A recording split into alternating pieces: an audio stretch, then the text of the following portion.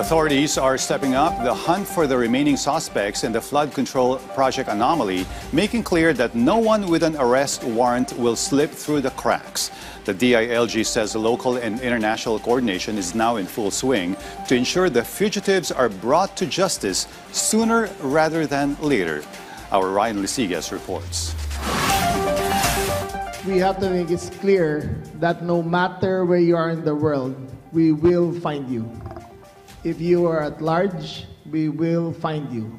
If you are hiding in the Philippines, we will find you. This is the strong statement of DILG Secretary John Vic Remulla against several more suspects in the flood control project mess who already have warrants of arrest issued by the Sandigan Bayan. 8 more are being sought by authorities. 4 of them are in other countries, where 3 of them have reportedly coordinated with the Philippine Embassy to surrender. These include 1 in New Zealand, 1 in New York, and 1 in Jordan, while it cannot be determined which country Zaldico is hiding. We believe he's traveling with another passport. We do not know if he's using another name. So, bine-verify pa namin eh. The blue notice is out.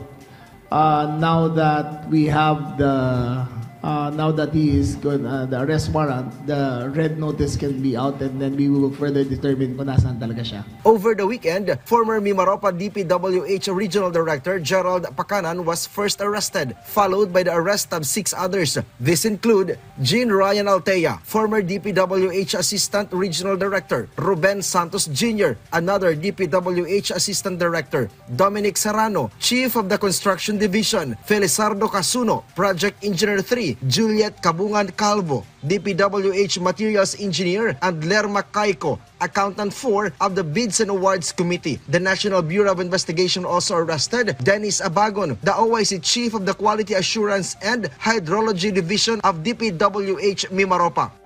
The first one, in the name of Gerald Pacanan, surrendered, and after that surrender,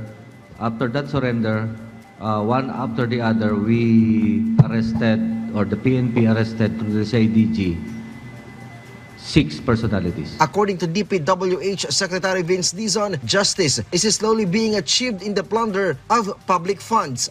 Nandito na po tayo sa punto na mananagot na po lahat ng mga dapat managot, pero umpisa pa lang po ito. Ito po ang unang-unang kaso tungkol sa flood control sa Oriental Mindoro. No?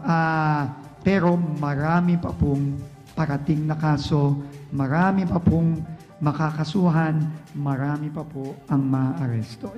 Although no names have been mentioned, local government officials involved in the anomaly are not yet completely cleared from investigation and possible cases. The same goes for those who gave refuge to the suspects.